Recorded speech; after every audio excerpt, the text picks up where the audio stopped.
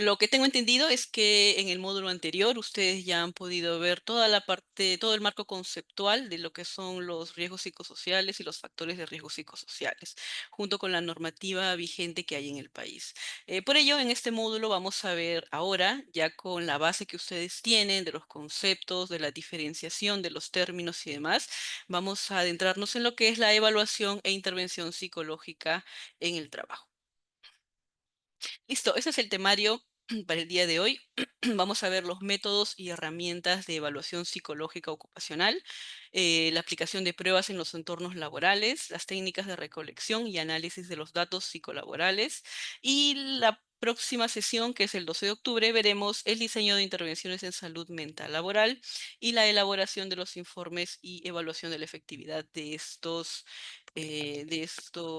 planes de salud mental. Bien, entonces vamos a empezar con el primer tema, que son los métodos y herramientas de evaluación psicológica ocupacional. De los presentes que están aquí, ¿cuántos son psicólogos?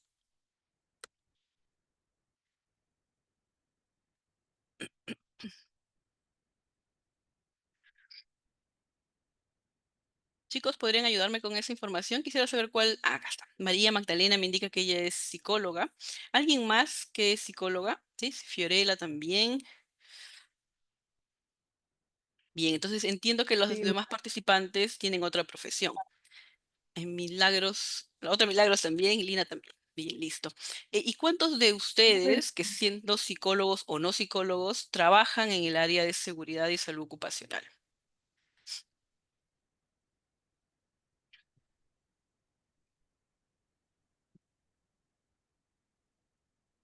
Si quieren pueden escribir en el chat o pueden abrir su micrófono. Oscar, allá, él trabaja en el área de SST. Bien. Listo. Y una pregunta más. Acá, Ana es licenciada en enfermería. ¿Cuántos de ustedes, que sean psicólogos o no, trabajan en el área de recursos humanos, no específicamente en seguridad y salud ocupacional? yo, buenas tardes. Mi nombre Buenas es tardes, Elizabeth. Elizabeth. Sí, soy psicóloga de profesión. Trabajo en recursos humanos en el área de desarrollo y bienestar de personal, pero tengo a cargo el sistema de gestión de seguridad y salud de trabajo, Ok, listo. de acuerdo a Muchas nuestro rol y a nuestro rol, ¿no? Bien, gracias por la información. Listo, lo que quería es saber justamente si ustedes estaban adentrados en este tema de todo lo que es recursos humanos o seguridad de salud ocupacional para poder brindar la ponencia en términos más concretos, más precisos y también más sencillos para que todos nos podamos entender, ¿no? Entonces es importante saber eso, en qué área ustedes trabajan, qué profesión tienen ustedes y en qué se están desempeñando. Creo que todos de alguna manera están relacionados al área de recursos humanos y también a lo que es el área de seguridad y salud en el trabajo. Bien, continuamos entonces. Antes de ver estos métodos de evaluación de los factores psicosociales en el trabajo, vamos a hacer un pequeño resumen de lo que ustedes vieron en el módulo anterior, ¿sí? Solamente para refrescarnos y luego para poder anudarlo con el tema que vamos a ver ahora. Cuando hablamos de riesgos psicosociales en el trabajo, lo primero que tenemos que pensar es qué es lo que origina a los riesgos psicosociales. Por eso les he brindado este esquema, que es bastante explicativo, y los riesgos psicosociales siempre nos van a remontar a la causa o a la fuente que los va a hacer presentes, ¿no? Por eso siempre tenemos que pensar en la organización del trabajo. Toda empresa tiene una organización del trabajo peculiar y singular, ¿no? Por ejemplo, aquellas empresas que están en el sector minero tendrán una organización de trabajo muy diferentes a las empresas que se encuentran en el sector público o que se encuentran en el sector de lo que es limpieza de servicios, de bienes, entre otros, ¿no?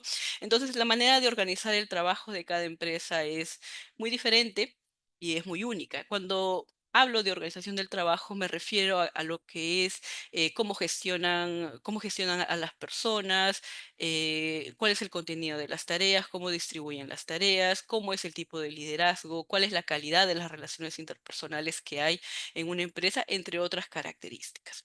Entonces, estas características laborales que tiene una empresa van a ser el origen del riesgo o de la promoción de la salud del trabajador. ¿Esto de qué va a depender? De las prácticas de gestión. Es decir, mientras yo pueda gestionar más adecuadamente mis características o condiciones laborales, también tendré un mejor predictor de la salud en mis trabajadores.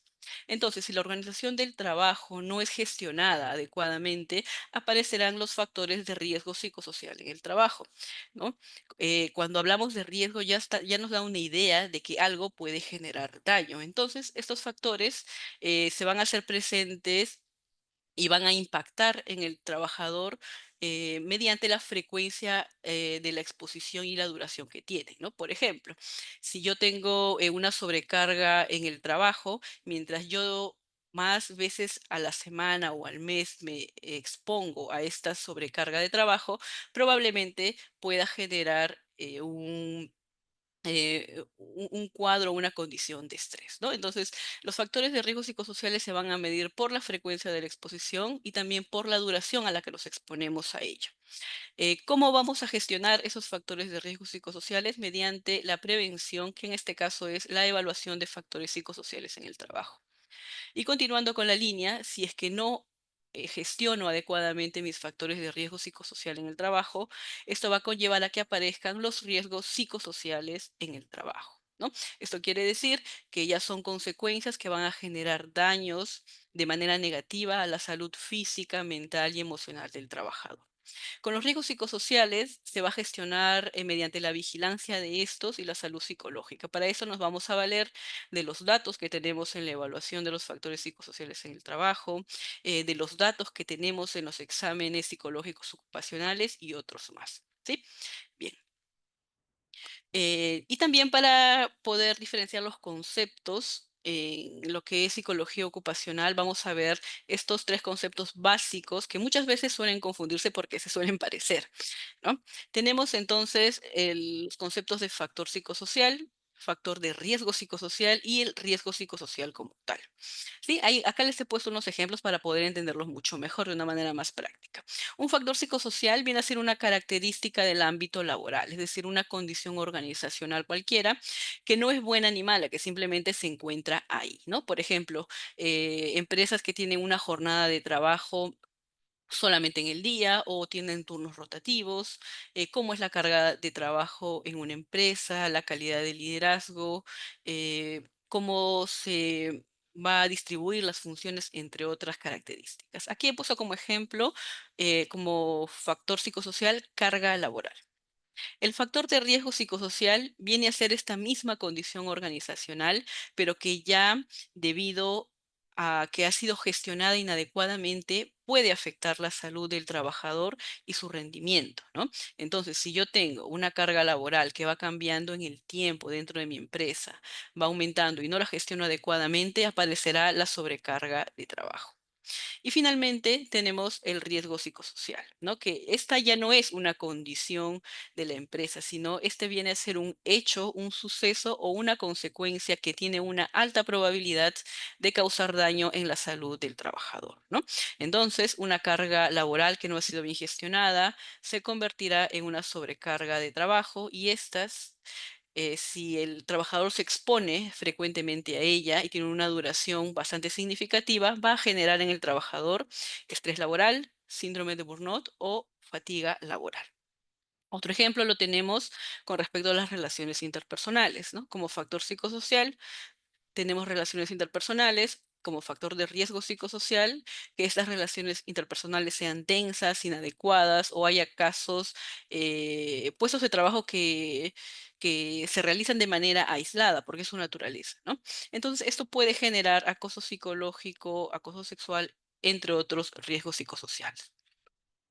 Bien, una vez entonces que tenemos clara cuál es la diferencia entre estos conceptos y cuál es el origen de los riesgos psicosociales, viene la pregunta que siempre me realizan las personas que representan una empresa y que quieren realizar una evaluación de riesgos psicosociales. Y la gran pregunta ¿es obligatorio hacerlo? Y ustedes sabrán que sí es obligatorio hacerlo, ¿no? Independientemente de lo que nosotros como profesionales podamos creer o podamos considerar, la normativa es muy clara y hay una obligación legal de por qué realizar estas evaluaciones. Ustedes se habrán dado cuenta, sobre todo los que trabajan en el ámbito de seguridad y salud en el trabajo, que el tema de seguridad ha calado mucho mejor que el tema de higiene, ¿no? Y cuando hablo de seguridad me refiero a la prevención de accidentes. Y esto es muy fácil saberlo. ¿Por qué? Porque los accidentes son algo tangible, algo que se puede ver, algo visible.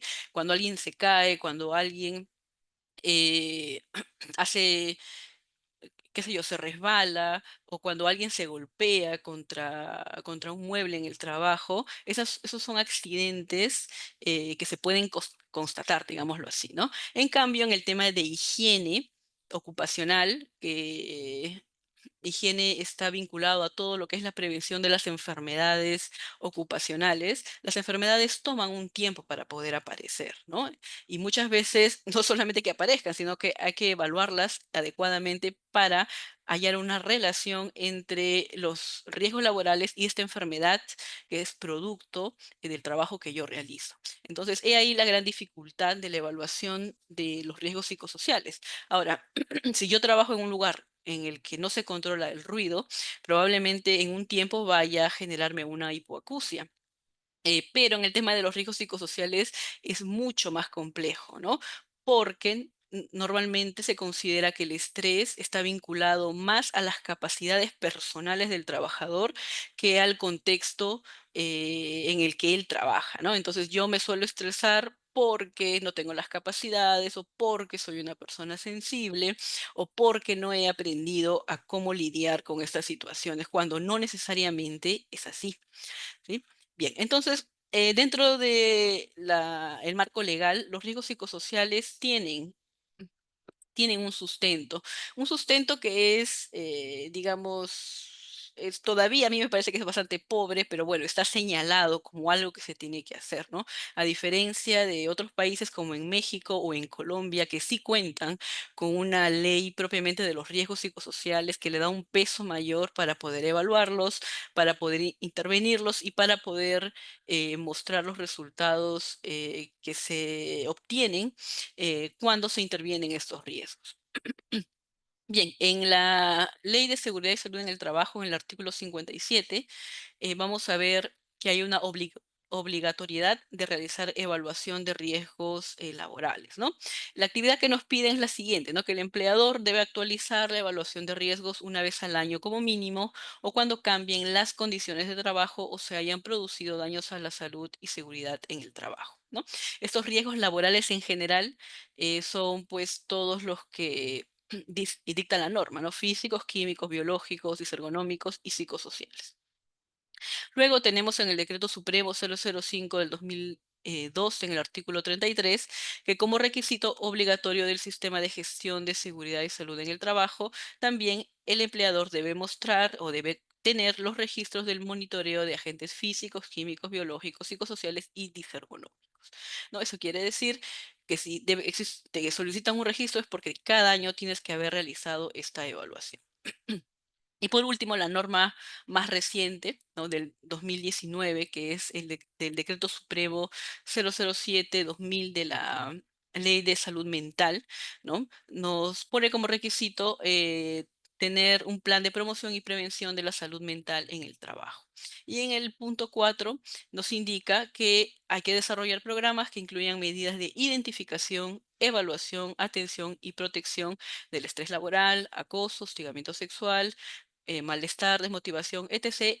Y entre otros factores que pueden afectar la salud mental de los trabajadores, ¿no? Entonces, esta última norma, que es muy interesante, del Decreto Supremo, ya nos va clarificando el panorama, ¿no? Ya habla de estrés laboral, ya habla de acoso, ya habla de hostigamiento sexual, y como ustedes sabrán, el hostigamiento sexual es el único riesgo psicosocial ahorita que tiene una ley de prevención. Ya es un avance, pero sería muy interesante también que el estrés laboral como riesgo psicosocial fundamental también pueda contar con una normativa, ¿no? Entonces, este decreto supremo nos va a ayudar mucho y nos está ayudando también porque el monitoreo de riesgos psicosociales, si bien es solicitado, es interesante también que se pueda saber qué hacerse con esos resultados que se tienen, ¿no? Y aquí entra pues el tema del plan de salud mental.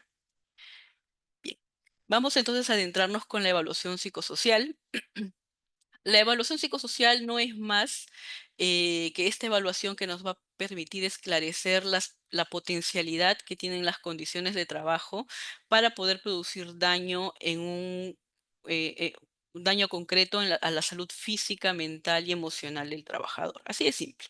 Sí, normalmente en la realidad la evaluación psicosocial se suele reducir a aplicar un cuestionario, a tener un informe y nada más, ¿no? Cuando el trabajo en verdad tiene que ser mucho más enriquecedor, porque colocar un cuestionario y decir al trabajador contesta, eso lo puede hacer cualquier persona, psicólogo o no psicólogo, ¿sí? Bien, la evaluación psicosocial, los puntos que vamos a ver son los siguientes: la identificación de los factores de riesgo, cómo elegir una metodología y otras técnicas de recolección de datos que son muy importantes, la planificación y realización del trabajo de campo, análisis de los resultados y elaboración de un informe, socializar esos resultados. Y los otros dos puntos lo veremos en la próxima sesión. Bien, ¿hasta aquí tienen alguna pregunta, alguna duda? Sí.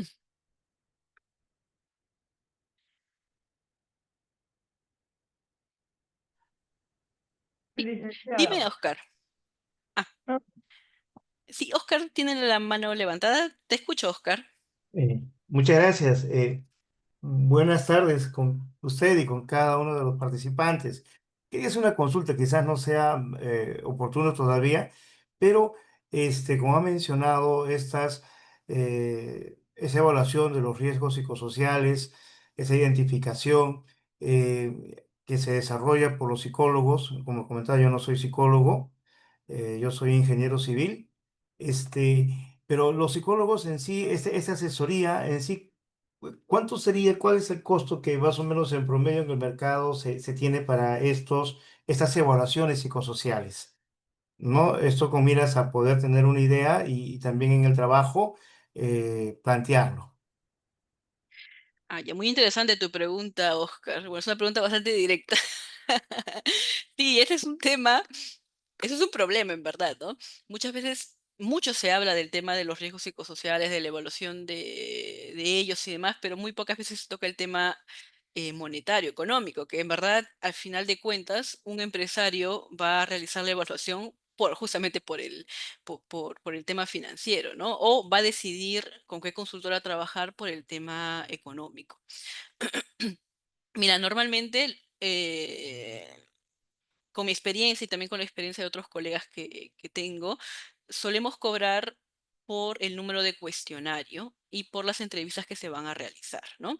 Mientras más sea el personal que haya que evaluar, menos se va a cobrar, ¿no? Entonces, se suele tener un rango de precio entre el cuestionario y la entrevista, ¿no? Si es individual, un coste individual, ¿no? Entre 35 y 50 soles y son muy pocos, pero si es más personal, es decir, son más de 100 personas, más de 1000 personas, ya el costo va variando, ¿no? Puede ser de 25, puede ser de 20, puede ser de 15, también va a depender de qué instrumento se vaya a utilizar, aunque les voy adelantando, como ustedes sabrán, ya en Perú contamos con un propio instrumento estandarizado aquí mismo, así que ya muchas empresas suelen ya pedir esta este nuevo instrumento que es el Sensopas.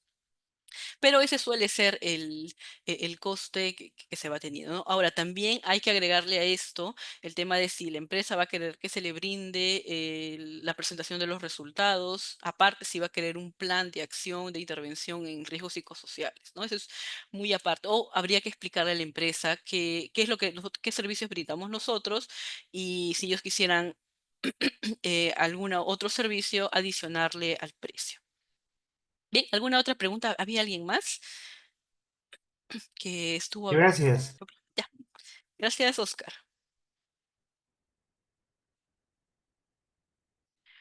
Ana, a ver, Ana nos dice, ¿la evaluación psicosocial se hace cada año? Sí, de acuerdo a la norma, todos los monitoreos de riesgos laborales se tienen que realizar cada año. ¿Esta evaluación está reglamentada como lo hacemos? Bueno, en teoría sí, ¿no? O sea, en teoría sí deberían realizarse, pero no da las especificaciones como se hace en las guías que tenemos para la evaluación médico ocupacional. Bien, entonces continuamos con la exposición. A ver, listo. Bien, entonces lo primero que vamos a hacer para hacer una evaluación psicosocial es identificar los factores de riesgos que no comprometan o que no nos soliciten el uso de ningún cuestionario o alguna otra técnica de recolección de datos ligada al cuestionario, ¿no?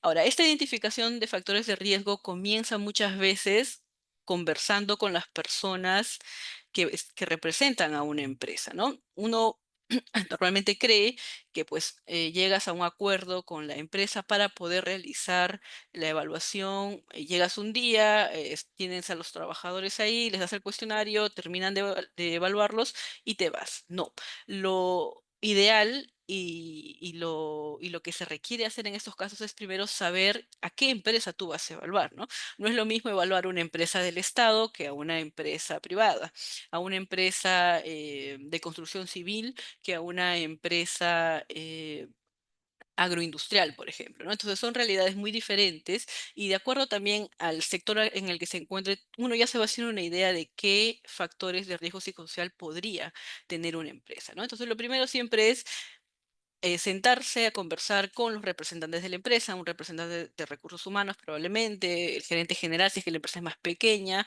un representante del área de seguridad y salud en el trabajo para que nos brinde la información que vamos a requerir con respecto al organigrama, ¿no? Cuál es la estructura de esta empresa, cuál es la actividad de la empresa, cuántos trabajadores hay ahí, ¿no? También para poder saber los horarios, los sistemas de promoción que se encuentran en esa empresa, ¿no? Empresas en las que trabajan en turnos rotativos es muy diferente a empresas que solo tienen un horario, ¿no? También los sistemas de promoción, ¿no? Esta empresa suele preocuparse por crear una línea de carrera dentro de las áreas de trabajo. También ver las características de la plantilla, saber el sexo de la cantidad, digo, el porcentaje de sexo en cuanto a los trabajadores, si son mayoritariamente mujeres u hombres, ¿no? La edad, si es una población joven, una población de mediana edad o ya más antigua, la antigüedad de la empresa que tiene dentro del sector al que pertenece y bueno, cuál es la variabilidad de los puestos que tiene, ¿no? Hay empresas que tienen demasiados puestos laborales y hay empresas que tienen solo puestos, digamos, más puntuales, ¿no? Eso dependerá también del tamaño de la empresa a la que vayamos a evaluar.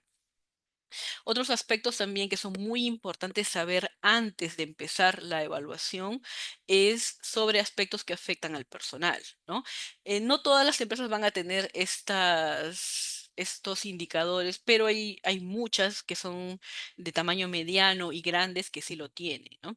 En estos casos es bueno saber el nivel de ausentismo que hay en las áreas, las enfermedades que normalmente suelen sufrir, digámoslo así, la población trabajadora, cuántas declaraciones de incapacidad hay, en qué puestos de trabajo suelen ser, los permisos personales y cuál es el motivo bueno, de ellos, si es que se pudiera saber, si hay una formación en el personal, si la empresa se preocupa por formar y porque los trabajadores puedan aprender cosas nuevas, puedan aspirar a otros puestos. También el indicador de siniestrabilidad, es decir, si hay accidentes y cuántos y en qué áreas fueron. La rotación del personal, que es muy importante, ¿no? Este es un aspecto que muchas veces está en nuestros ojos y nadie lo quiere ver, ¿no? ¿Qué le pasa a las empresas? La pregunta es, cuando un trabajador se retira, ¿por qué el trabajador se retira? Pero cuando muchos trabajadores de una sola área se retiran, es más importante preguntarnos por qué lo hacen. O la empresa tiene un puesto laboral y nadie dura en ese puesto laboral, también es importante saber por qué.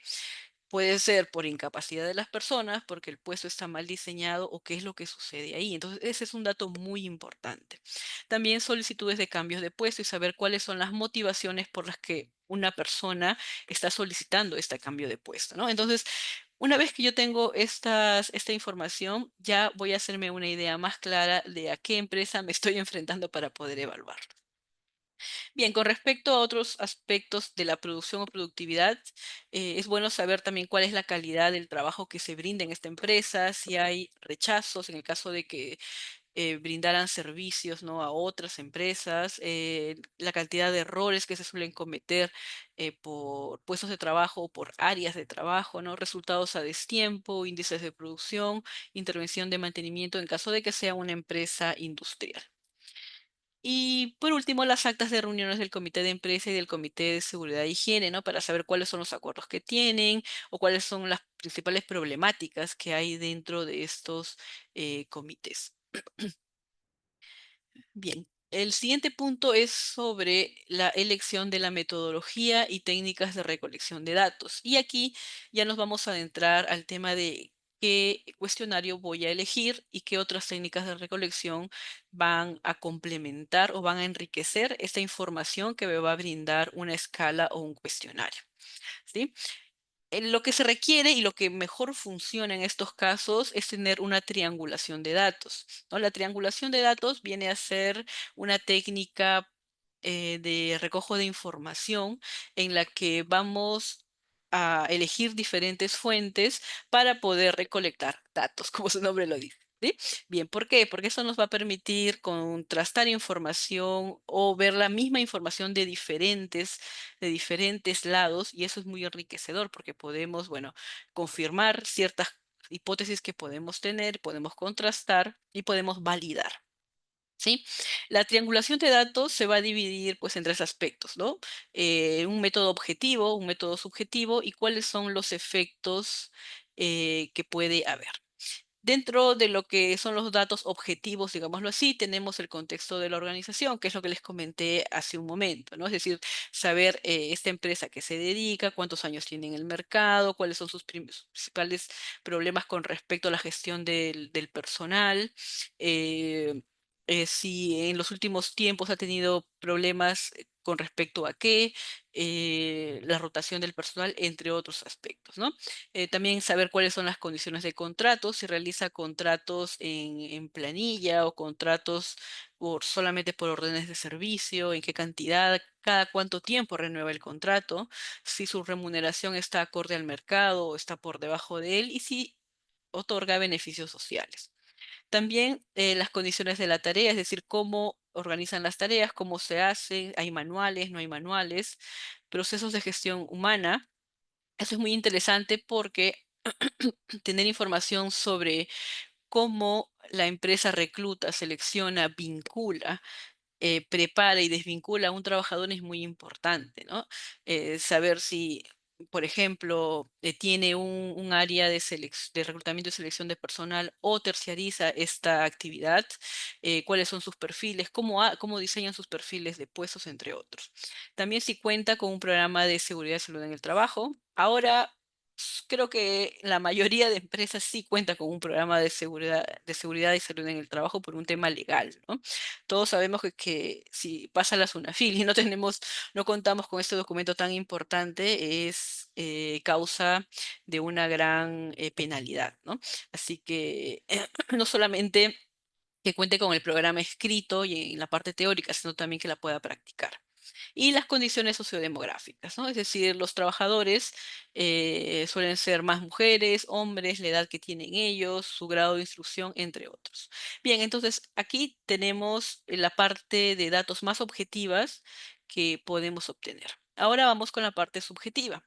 Aquí tenemos la percepción del trabajador que tiene respecto a las condiciones de trabajo, es decir, qué piensa o cómo percibe el trabajador su propio trabajo, las condiciones de la tarea, cuáles son las herramientas o los materiales que tiene para hacerlo, si las condiciones que se le brindan son las mejores para poder llevar a cabo la tarea y brindar los resultados que la empresa espera. También cómo percibe su medio ambiente físico, si hay un buen control de ruido, de temperatura, de iluminación, si el espacio está bien distribuido, si se están considerando aspectos ergonómicos para poder desarrollar su trabajo, entre otros. Y también el medio ambiente social, es decir, hace referencia a la calidad de las relaciones interpersonales, el apoyo que puede recibir de sus compañeros, de sus jefes y de la empresa. ¿sí? Y por último vamos a ver los datos, es decir, de los efectos o las consecuencias, ¿no? Posibles efectos en la salud del trabajador. La presencia de síntomas asociados al estrés en caso en que la empresa tuviera esa información. Presencia de ansiedad, de depresión, indicadores de ausentismo, incapacidad, rotación, desempeño, entre otros. Muchas veces me han preguntado cómo es que se pueden obtener estos datos de si existen síntomas de ansiedad y depresión en los trabajadores. Y eso es muy sencillo, con la evaluación psicológica ocupacional, que es parte de la evaluación médica ocupacional, es decir, el EMO. Solo que en la parte psicológica no se suele evaluar de manera correcta, ¿no? Muchas veces pensamos que el trabajador va a pasar, le paso, le doy esta pruebita de estrés, le hago dos preguntas puntuales, ¿no? Si se siente bien trabajando, sí o no, y qué hace y nada más. Entonces, esa no es una evaluación eh, psicológica ocupacional, ¿no? En esta evaluación se tiene que profundizar mucho en el puesto del trabajador y cómo el trabajador percibe su salud con respecto al trabajo que hace. Así que eso es una tarea muy importante de las clínicas ocupacionales, pero también de las empresas que exijan a las clínicas que hagan una buena evaluación para que ellos puedan tener sus indicadores en salud mental. Bien, una vez que tengamos entonces toda esta información, vamos a poder tener también mayor certeza de los resultados en cuanto a la evaluación de factores psicosociales en el trabajo.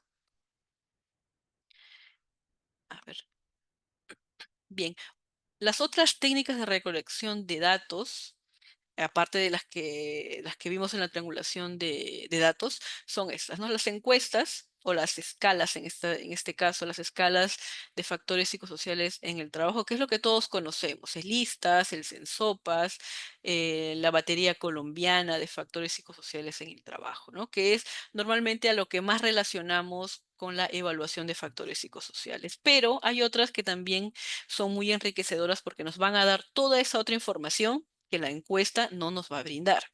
Por ejemplo, tenemos las entrevistas que pueden ser semi estructuradas o estructuradas, ¿no? Pueden ser entrevistas individuales o grupales y esas se van a enfocar en los resultados que vamos a encontrar en los cuestionarios. Por ejemplo, si tenemos en un área X que lo que es carga laboral ha salido a un riesgo alto, entonces comenzaremos a preguntar a las personas sobre este factor de riesgo psicosocial, ¿no? Adentrándonos en la causa y queremos saber también el contexto en el que se da. Las semiestructuradas nos van a permitir controlar el tiempo porque ya vamos a tener una lista de preguntas que van a poder ir abriéndose en la medida en que el trabajador va respondiendo. Mientras que las estructuradas, es decir, también tenemos una lista de preguntas, pero para ganar tiempo vamos a seguir al pie de la letra. Y no vamos a poder repreguntar al trabajador, ¿no? Aquí lo que se recomienda más, y es que si es que se tiene tiempo también, es tener una entrevista semiestructurada. Otra técnica de recolección de datos es la observación, que no se suele hacer mucho en la parte administrativa, pero sí más en la parte operativa, ¿no? Por ejemplo, aquellas empresas del sector agroindustrial o en las mineras que hacen trabajo netamente operativo, es observar el área de trabajo, cómo se realiza la tarea, cuáles son los protocolos de seguridad que se tiene al momento de hacer la tarea. También es muy importante porque nos va a aportar bastante en el tema de los factores de riesgo psicosocial. Luego tenemos los grupos focales o grupos de discusión, que ya me imagino que ustedes habrán escuchado mucho de ellos, porque enhorabuena ya se hacen de manera más recurrente, al menos en Lima se suelen hacer mucho más porque las empresas también lo suelen pedir. Estos grupos focales o de discusión son una técnica cualitativa para poder obtener más datos, ¿no? Se suele tener un grupo de personas que tienen una relación entre ellos y se coloca un moderador para poder realizar preguntas sobre ciertos aspectos. Lo que queremos saber es la percepción de estas personas sobre ese aspecto, ¿no? Por ejemplo, si tenemos en la encuesta nos indica que hay un nivel de riesgo alto en lo que es apoyo social de los superiores, es decir, de los jefes. Entonces, reuniremos al área en la que hemos identificado este factor de riesgo psicosocial. Estaremos con el grupo y con un moderador vamos a hacerle las preguntas respectivas para poder esclarecernos cuáles son las causas de estos resultados y también en qué contexto se van a dar. Los grupos focales es mejor que sean de grupos de máximo de 10 personas porque hacer grupos focales de 20 personas es demasiado para un solo moderador. Entonces, demasiadas personas pueden hablar, se puede tener mucha información y a veces se pierde el control de ello, ¿no? Entonces, mejor es hacerlo de grupos de mínimo de 5 y máximo de 10 o 12 personas.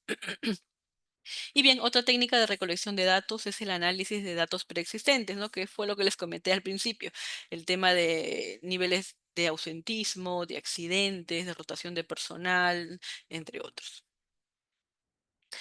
Bien, vamos a ver ahora los métodos más conocidos. Yo me imagino que muchos de ustedes ya lo han visto, quizá han aplicado, lo han usado o han leído resultados de alguno de estos métodos. El método, digámoslo así, más conocido aquí en Perú y que se comenzó a usar desde que se aprobó la Ley de Seguridad y Salud en el Trabajo, allá por el 2009, me parece, es el método COPSOP-ISTAS 21. Yo creo que más de uno de ustedes lo debe conocer. Es un método muy extendido porque es uno de los métodos en lengua española que más acceso tuvo aquí en Latinoamérica, ¿no? Incluso hasta, yo he visto hasta el momento que se usa, ¿no? Porque tiene una nueva versión que es la versión 3, y de aquí también, digamos, nace se ha inspirado el método Sensopas que Perú presentó en el año 2023. Bien, este método es del año 2014, es decir, la versión 2 es del 2014. Es elaborado por el Instituto Sindical de Trabajo, Ambiente y Salud, no por sus siglas, ISTAS. El lado positivo de ISTAS es de que tiene una plataforma de acceso, ¿no? Es una plataforma de acceso que en principio era muy rudimentaria, pero ahora ya está mejor digitalizada, tiene una mejor versión y ahora también lo pueden encontrar en el Android, ¿no? Van ustedes al Play Store y ahí pueden encontrarlo, pueden aplicar la prueba y les van a brindar los resultados. Es anónimo y confidencial como casi todos los métodos de evaluación de factores psicosociales en el trabajo. Tiene una versión breve que es para empresas de menos de 20 trabajadores, una versión media para empresas de más de 20 trabajadores y una versión larga que solamente se usa para investigaciones. Nos va a dar datos sociodemográficos y laborales. Tiene 5 dimensiones y 21 subdimensiones. Y también evalúa áreas de salud, satisfacción y estrés. Y aquí les estoy brindando un link para que ustedes puedan acceder fácilmente y puedan descargar el manual y la prueba misma, ¿no? Y también la plataforma para poder evaluarlo. En caso lo quieran usar para aplicarlo o simplemente quieran conocer el método que es bastante interesante.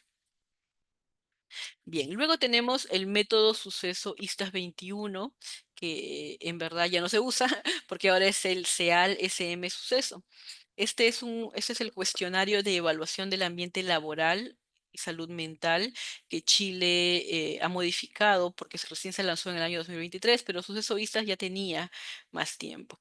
Este es uno de los métodos que se ha inspirado también en ISTAS 21 español, ¿no? Y lo que me gusta, porque yo lo he usado mucho tiempo, es que es uno de los métodos que tiene uno de los mejores manuales. Está muy bien hecho, está muy bien especificado.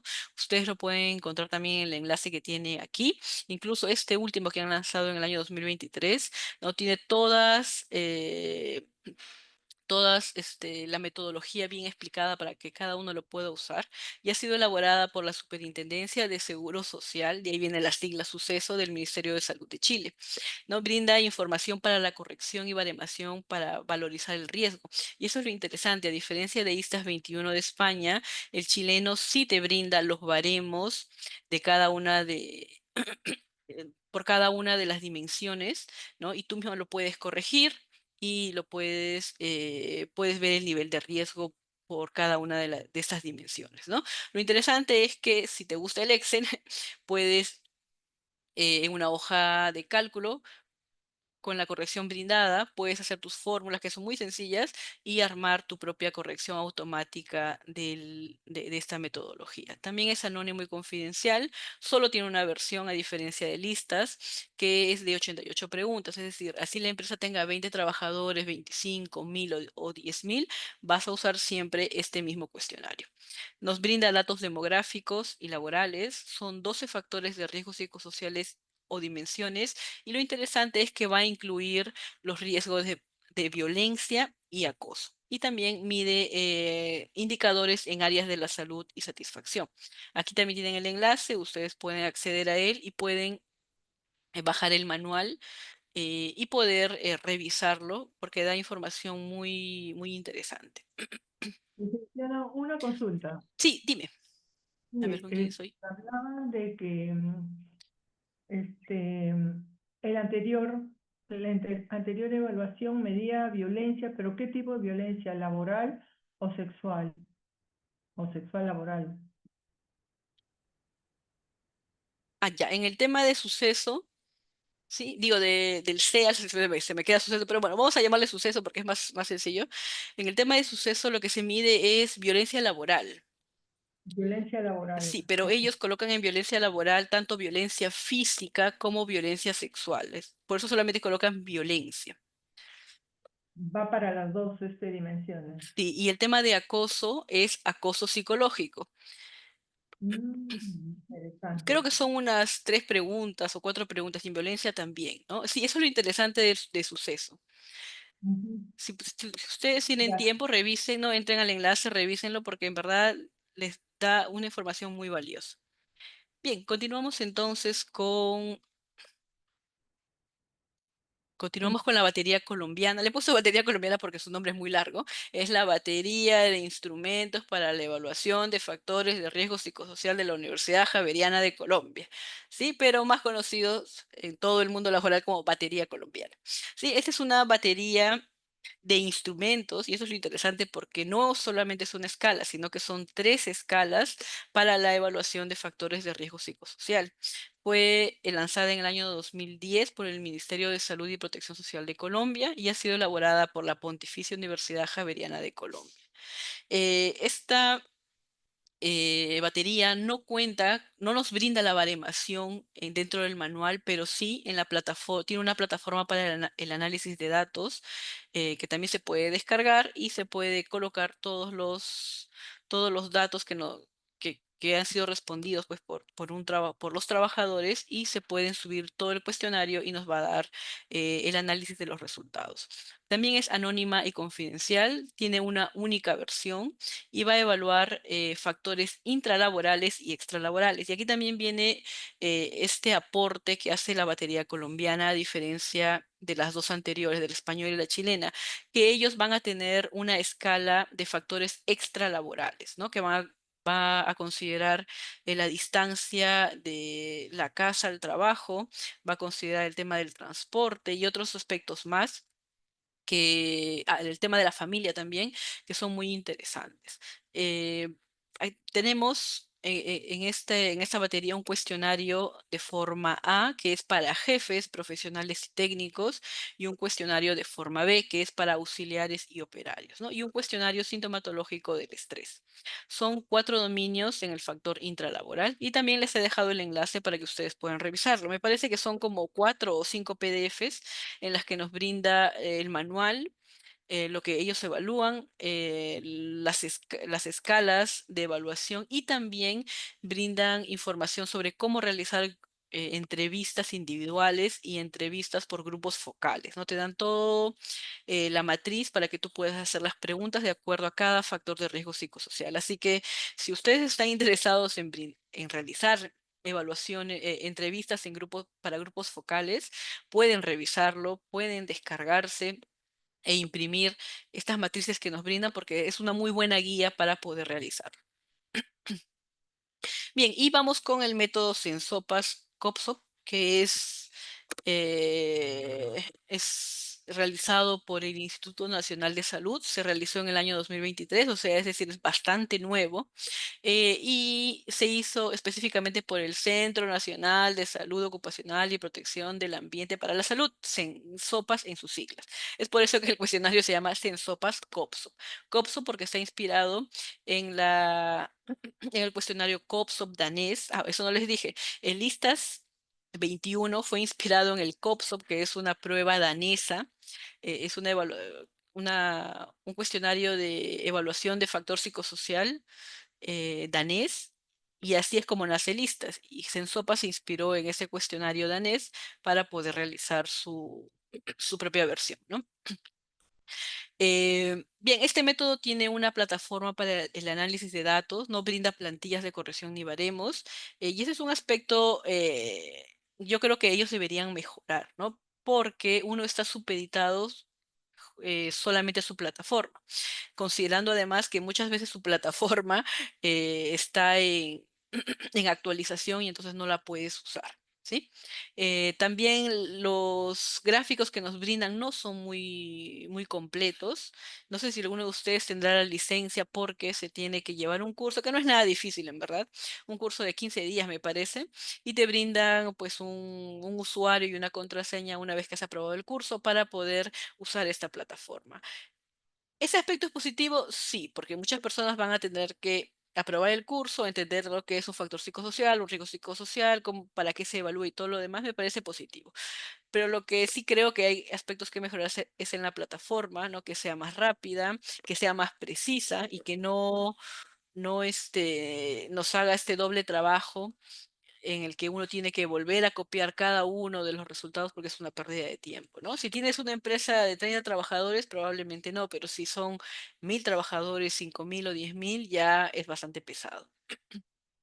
El método es anónimo y confidencial, tiene una versión breve para empresas de hasta 25 trabajadores y una versión media de empresas con más de 25 trabajadores. También nos brindan datos demográficos, laborales, son 6 dimensiones, 20 subdimensiones y también evalúa indicadores de salud, satisfacción y estrés.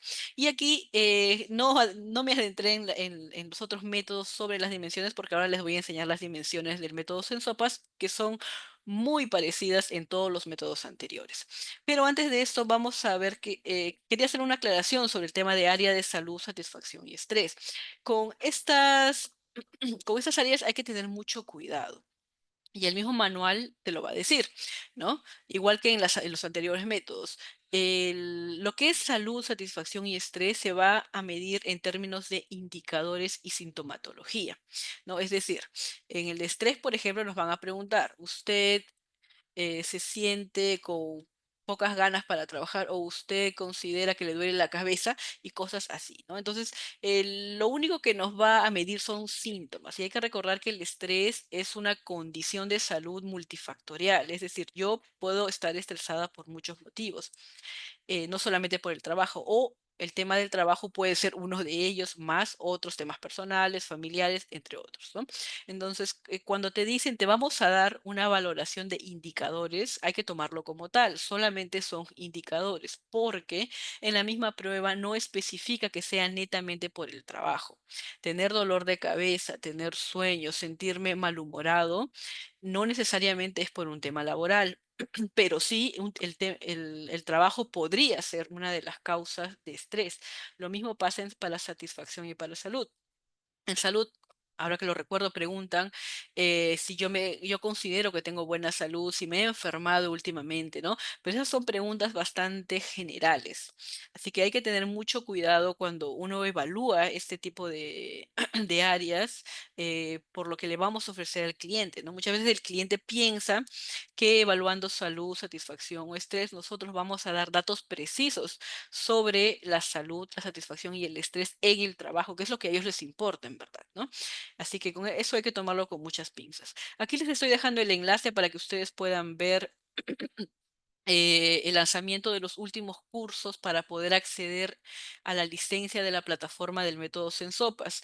Como les dije, es un curso creo que de 20 días, es asincrónico, es decir, ustedes pueden entrar en cualquier momento de esos 20 días van a aprobar, creo que son 4 módulos, ustedes aprueban el examen de cada módulo y se les va a entregar un certificado de que pueden hacer uso de esta plataforma.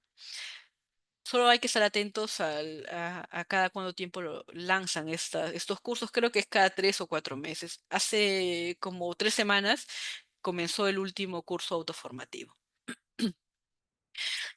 Bien, vamos a hablar entonces del método Sensopas, sobre sus dimensiones y subdimensiones, que son muy parecidas a los otros métodos. Sí, casi todas tienen la misma estructura. Bien, como les indicaba, el método Sensopas está conformado por 6 dimensiones, que son estas 6 que ustedes ven aquí, coloreadas en celeste, y tiene 20 subdimensiones, que son las que se van a desplegar por cada una de las dimensiones. Esto quiere decir que Sensopas nos va a medir 21 subdimensiones por cada una, digo, nos va a medir 21 subdimensiones. Bien, vamos a ver acá en la parte inferior hay una flecha que nos indica más riesgo y menos riesgos, es decir, las dimensiones están graduadas en estos términos, ¿no? Las que se encuentran en la parte izquierda serán de más riesgo, comenzando con exigencias psicológicas, y las de menos riesgo se encuentran en la parte derecha, terminando con capital social. Bien, cuando hablamos de exigencias psicológicas, nos vamos a referir a aquellas exigencias propias de la tarea, es decir, las demandas que van a tener las tareas. La primera de ellas es exigencias psicológicas cuantitativas. Como su nombre lo dice, van a ser demandas de la cantidad de tareas que tiene que hacer un trabajador con respecto al tiempo que le brinda. Luego tenemos ritmo de trabajo. Cuando hablamos de ritmo nos referimos a la velocidad o intensidad que un trabajador debe realizar sus actividades. Y justamente estas dos subdimensiones están muy ligadas porque a mayor cantidad de tareas, probablemente también yo tendré que trabajar a mayor velocidad. Luego tenemos las exigencias de esconder emociones, que como su propio nombre lo dice, son aquellas demandas en las que las personas van a tener que ocultar sus emociones o mantenerse muy neutras frente a las situaciones que van a desarrollar. Eso se suele dar en aquellos trabajos en los que las personas van a brindar un servicio. Por ejemplo, enfermeras, psicólogos, médicos, trabajadores en atención al público, entre otros. O también en aquellos ámbitos de trabajo donde las relaciones interpersonales son muy tensas. Por ejemplo, un área administrativa en la que hay demasiados roces entre las personas, siempre van a haber trabajadores que van a querer mantener una posición neutral para no tener problemas con esos otros trabajadores. Y también tenemos las exigencias psicológicas emocionales, que son aquellas demandas emocionales propias del trabajo en la que la persona va a tener que mantenerse también neutral, ¿no?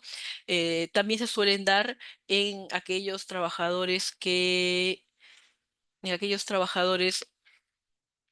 brindan algún tipo de servicio o están en contacto con otras personas. Bien, vamos con doble presencia. Doble presencia o conflicto trabajo-familia, ¿no? Viene a ser este desbalance o desequilibrio entre las exigencias del trabajo y de la familia, ¿no? Mejor dicho, este desbalance se va a producir justamente por el exceso de trabajo o por el exceso de trabajo familiar de la persona evaluada. Vamos con la tercera dimensión, que es control sobre el trabajo. Aquí tenemos influencia o autonomía, ¿no? Como su propio nombre lo dice, autonomía viene a ser la libertad que se le brinda al trabajador para poder realizar sus tareas. A mayor autonomía que uno pueda tener para hacer su trabajo, también habrá un mayor control y satisfacción con el propio trabajo. Posibilidades de desarrollo.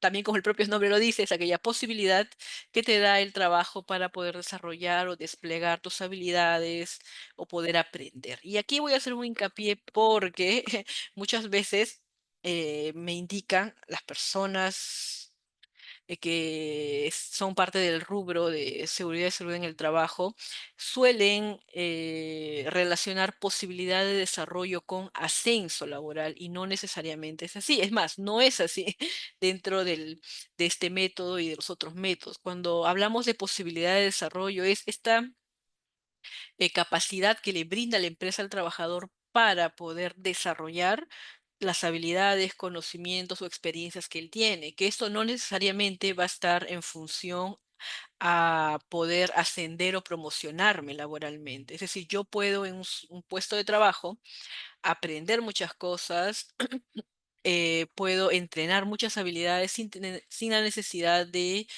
promocionar.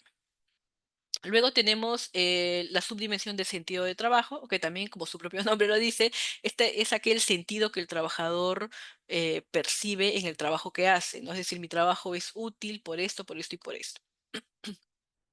Vamos con la dimensión de apoyo social y calidad de liderazgo. Aquí tenemos apoyos sociales superiores, ¿no? Es el apoyo que yo percibo de mis jefes, apoyo social de compañeros, calidad de liderazgo, es decir, cuáles son aquellas cualidades que tiene el líder para poder resolver los problemas, asignar actividades y escuchar a a los miembros de su equipo. Sentido de grupo es aquel sentido de pertenencia que el trabajador percibe con el grupo de trabajo. Previsibilidad es la información oportuna que debe dar la empresa ante futuros cambios o cambios que se dan dentro de la misma. Claridad de rol, que es esta claridad en cuanto a las funciones, responsabilidades que tiene el trabajador con su propio trabajo. Y conflicto de rol, que es esta contradicción que suele haber en las funciones del trabajador o a nivel ético y moral al momento de realizar su trabajo. Vamos con compensaciones. Aquí tenemos inseguridad con las características del empleo. Está relacionada con la inseguridad de poder perder el trabajo, inseguridad con las características del trabajo. Eso está relacionado con la inseguridad en cuanto a los cambios que pueden haber en su propio trabajo y cómo le pueden afectar. Y reconocimiento, lo que es la valoración que percibe por el trabajo que brinda. Y finalmente tenemos capital social, justicia, que es la percepción de justicia del trabajador frente a los problemas que hay en el área de trabajo, y confianza vertical, ¿no? Que es esta confianza que el trabajador percibe a todo nivel de sus superiores, ¿no? De coordinadores, supervisores, jefes y gerentes. Bien. Bien, ¿hasta aquí tienen alguna pregunta, alguna duda?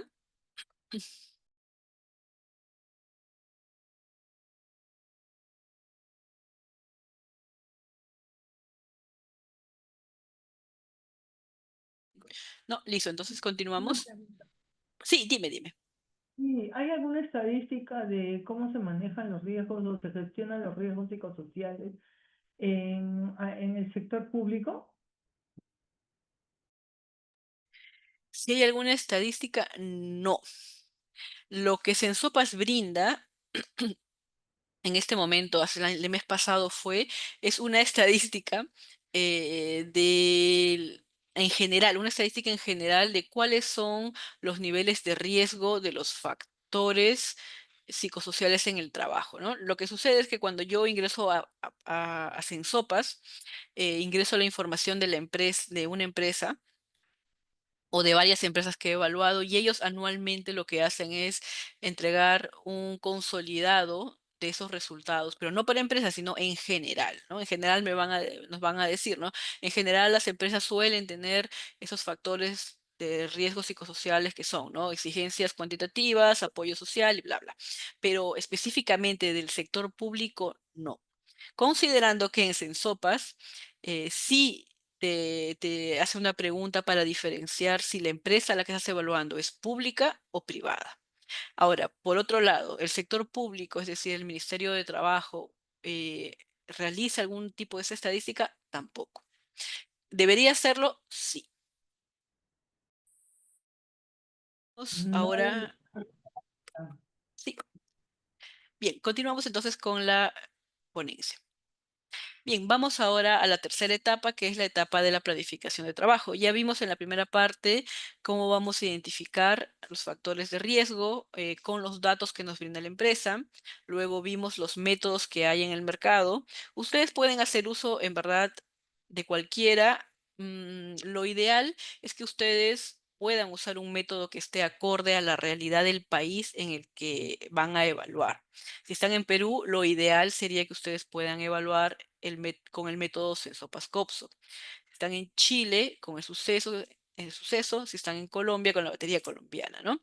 Pero como les indicaba al principio, considerando que este es un método muy joven aún, hasta el 2023 incluso, muchas empresas han usado los otros métodos que había en el mercado a falta justamente de una versión peruana, ¿no?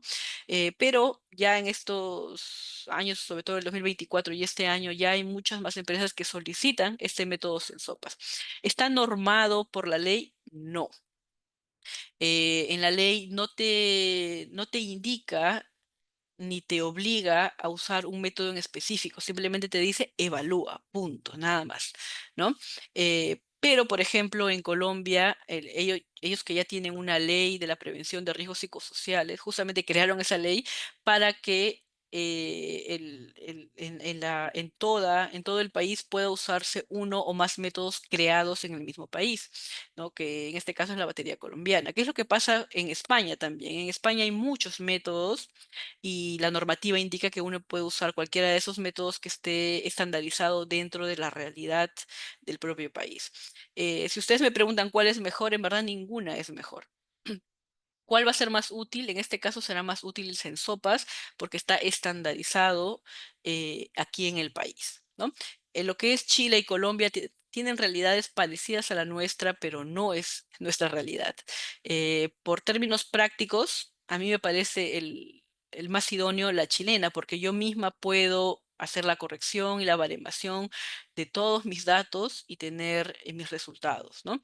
En el tema de la colombiana, bueno, hay una plataforma y en el tema de Sensopas, y ese es su punto flojo, es que si bien hay una plataforma, los datos, como les indico, que brindan, todavía no son muy amables, ¿no?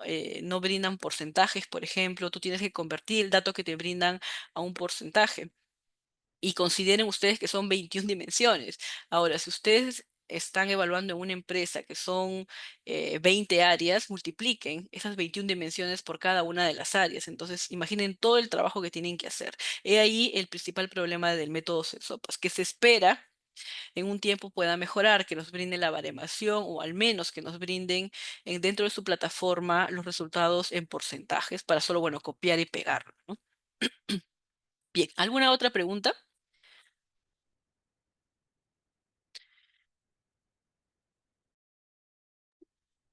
Listo, continuamos entonces. Vamos a esta tercera etapa que es de planificación y trabajo de campo, que puede parecer tener datos muy obvios, pero que si no lo tenemos en el momento, nos puede dificultar la tarea de la evaluación, ¿sí? Lo primero que hay que hacer, aparte de haber elegido un método, es tener criterios de inclusión y exclusión. Como ustedes sabrán, en una empresa no siempre se mantienen trabajando la planilla al 100%. Esto por muchos motivos, porque hay vacaciones, porque hay descansos, porque hay licencias por maternidad, licencias con goce de haber, licencias por paternidad y muchas otras situaciones que hay descansos médicos que hacen que no todos los trabajadores se encuentren en la empresa.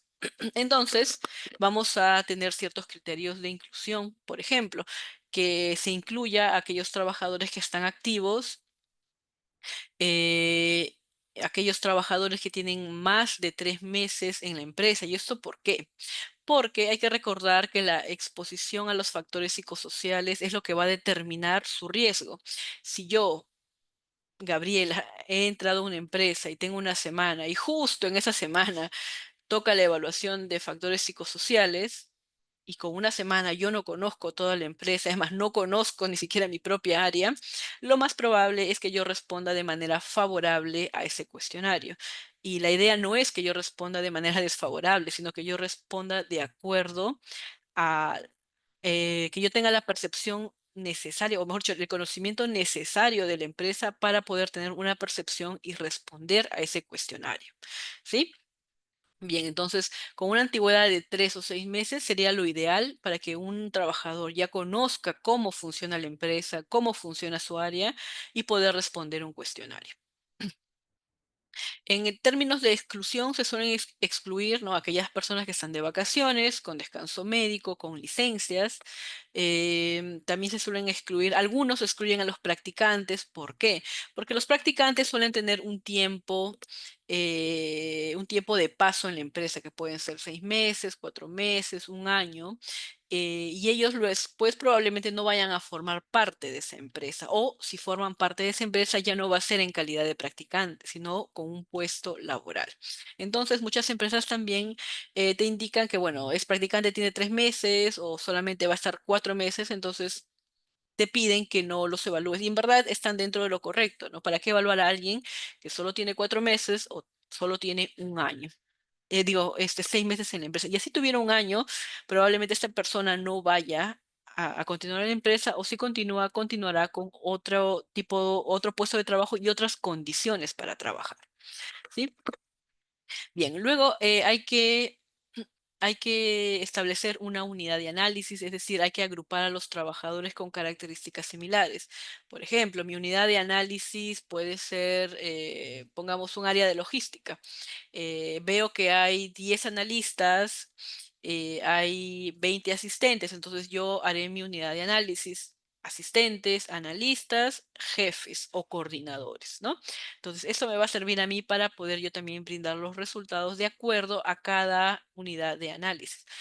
Otra manera de poder agrupar podría ser, ¿no?, personal operativo, personal administrativo, ¿sí?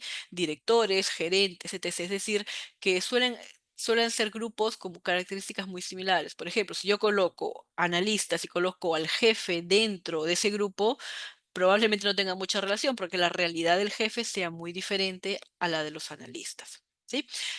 Otra unidad de análisis muy común que suele haber es por departamentos, ¿no? Por ejemplo, tengo la gerencia de administración y ahí tengo a logística, tengo a tesorería, tengo a recursos humanos, ¿no? Entonces también voy dividiéndolos. Y dentro de logística tendré también más subdivisiones, y dentro de recursos humanos más otras subdivisiones, ¿no? Entonces, eso va a depender también del tamaño de la empresa. Si yo veo que es una empresa de 30 trabajadores que es chica, no me voy a ir hasta la unidad de análisis más precisa, porque quizás solamente encuentre trabajadores con un puesto de trabajo y ya no varios. ¿Sí?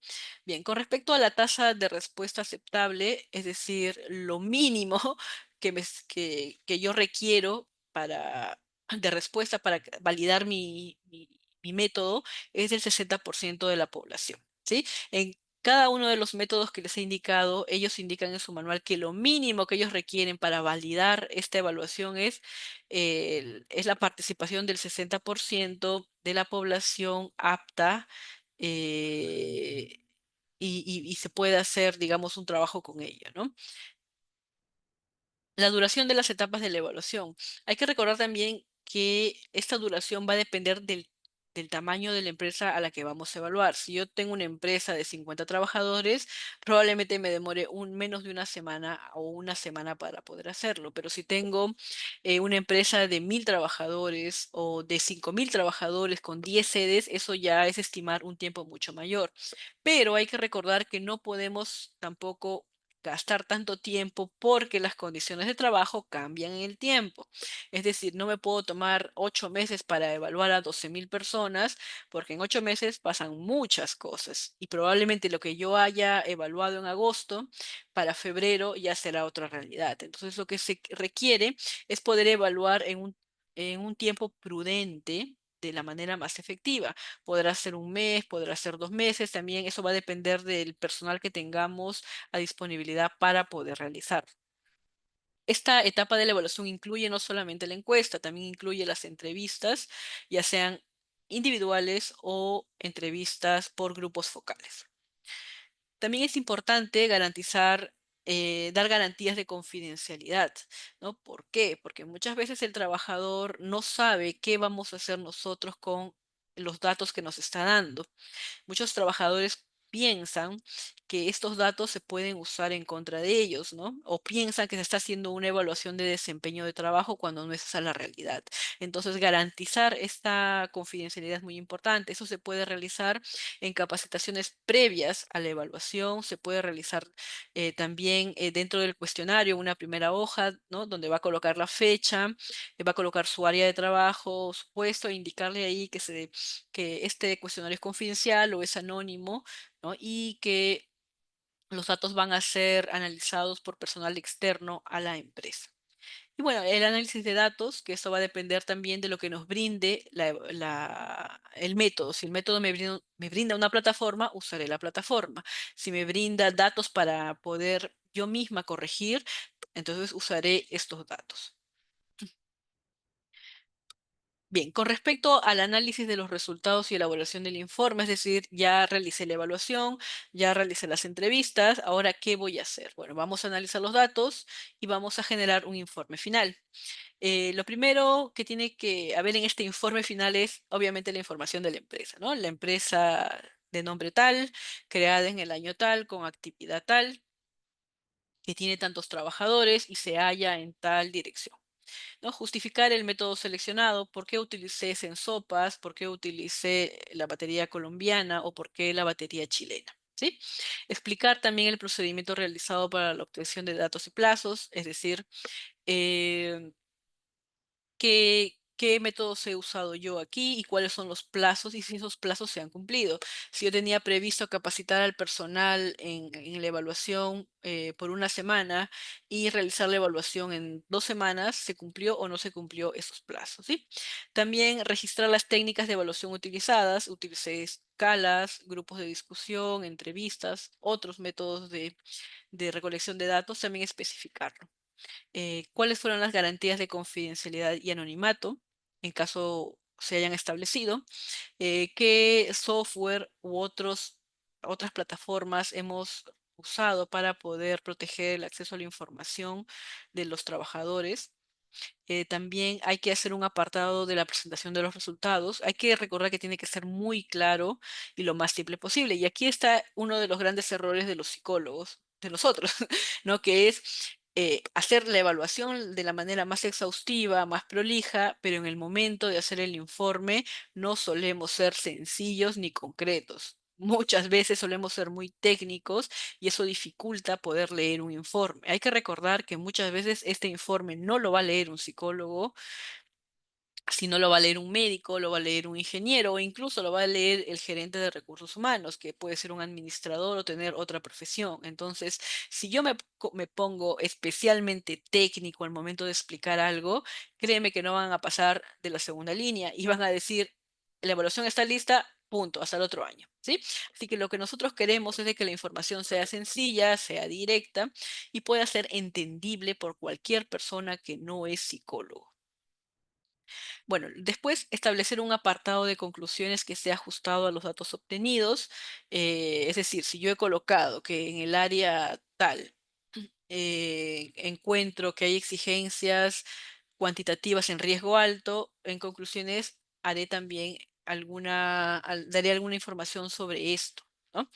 Y finalmente dar las recomendaciones de la intervención, si es que se hiciera esta intervención, ¿no?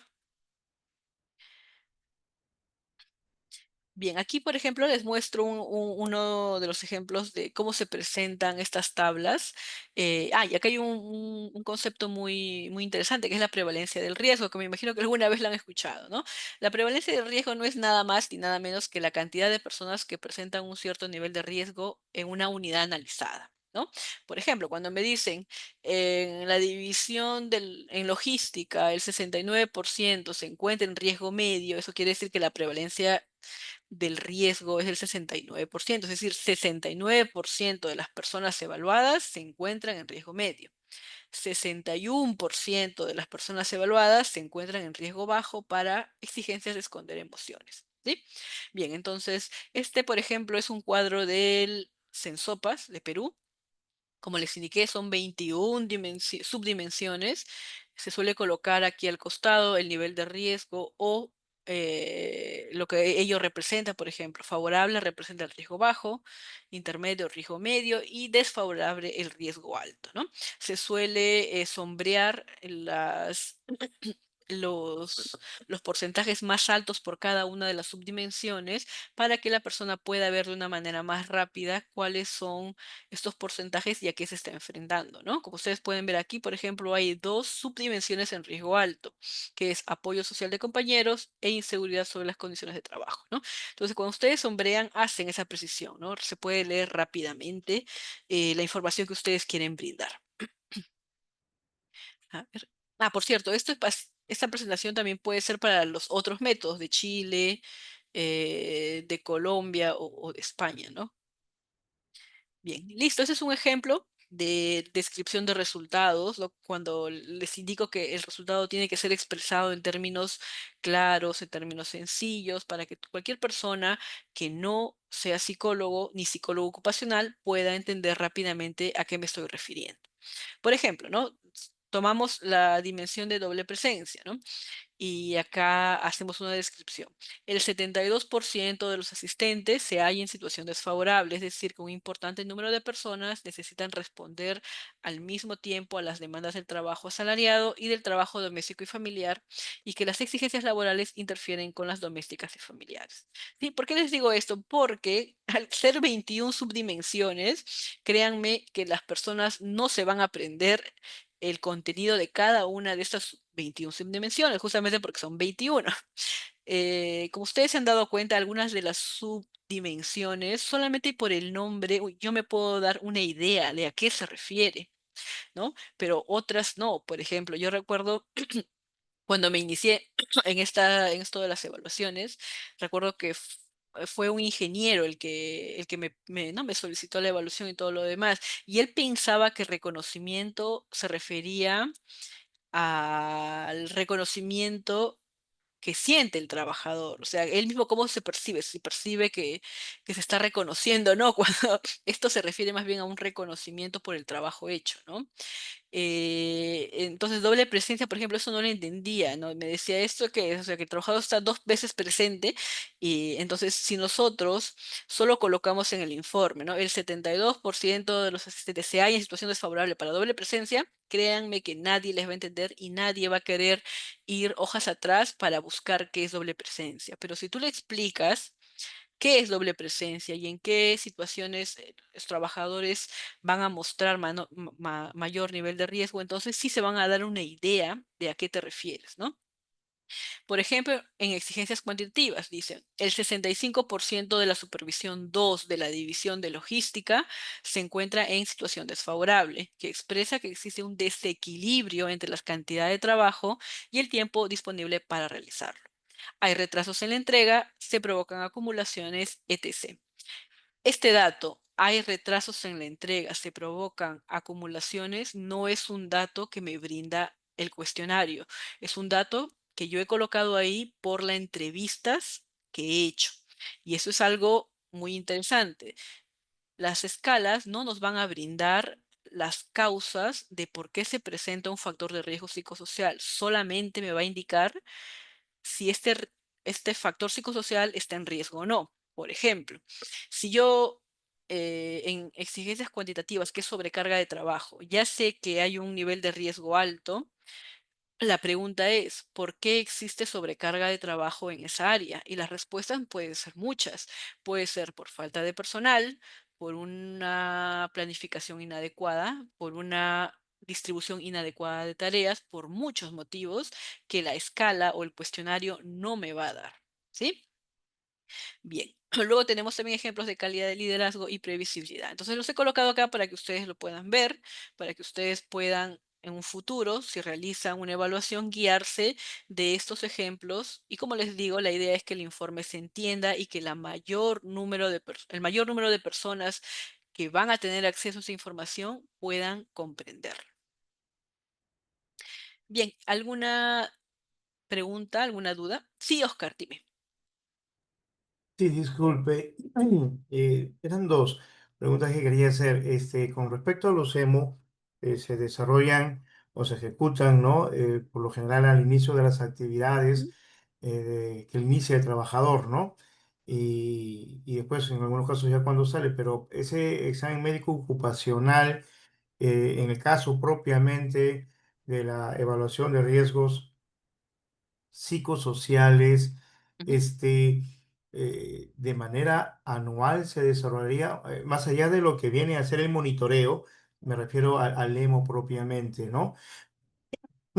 Y por otro lado, no sé si usted tiene conocimiento al momento que la SUNAFIL interviene, ¿no? Si es que han habido este tipo de que ellos hayan encontrado, digamos, como alguna falta en ese sentido, ¿no? Han pedido, por ejemplo, lo que usted ha mostrado, los informes, ¿no? De los resultados de las evaluaciones de riesgo, o digamos que ellos hayan encontrado algún problema, algún riesgo psicosocial, ¿no? Ya existente, porque como usted lo dice, bueno, eso uno llega, cómo lo puede observar, a diferencia de lo que son los accidentes, que sí es, digamos, que tienen que ir hasta el hospital, hacer su informe, ¿no? Su formato. Quería eso consultarle. Disculpe, licenciada.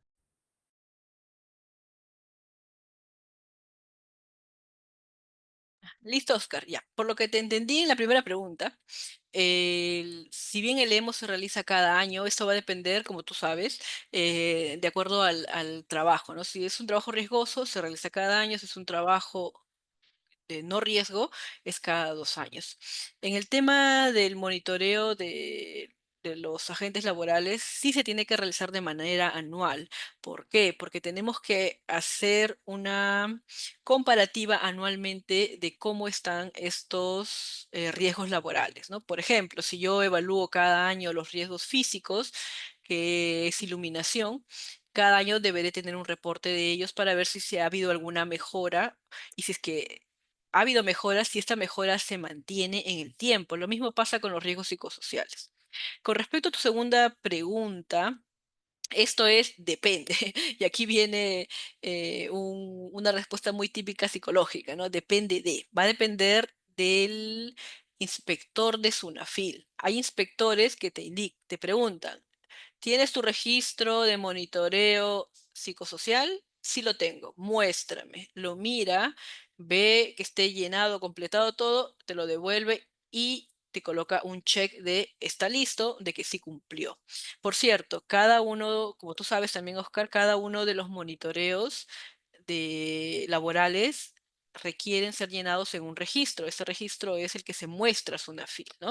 Entonces, tener un registro por los agentes, digo, por los factores físicos, químicos, disergonómicos, psicosociales. Bien, entonces, me encuentra un inspector que no es muy, digamos, muy exigente y solamente me pide el registro, pero habrá otro que me dice, ya, tienes el registro, a ver, muéstrame el informe que te han enviado.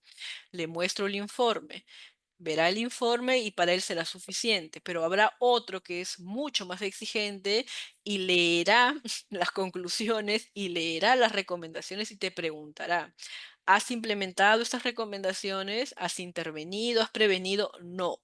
Entonces no has hecho bien tu trabajo, porque en verdad la idea de monitorear es que yo genere un plan de intervención o de prevención, ejecute este plan y luego al siguiente año voy a ver si este plan ha sido efectivo. Y es que una de las formas de darle validez al plan que estoy ejecutando es monitoreándolo, evaluándolo. ¿Y cómo lo voy a hacer? Una de las formas es volviendo a evaluar los mismos riesgos laborales, ¿no? Entonces, en la práctica, sí debería hacerse un informe, el registro. En la práctica también el inspector debería ser muy exigente y ver que estas recomendaciones han sido aplicadas. Se ha generado un plan de intervención y este plan de intervención me ha dado resultados, positivos, negativos, que han impactado o no, pero me han dado resultados. ¿Sí? Bien, ¿alguna otra pregunta? Muchas gracias. Ya, listo, Oscar, gracias. Bien, continuamos entonces.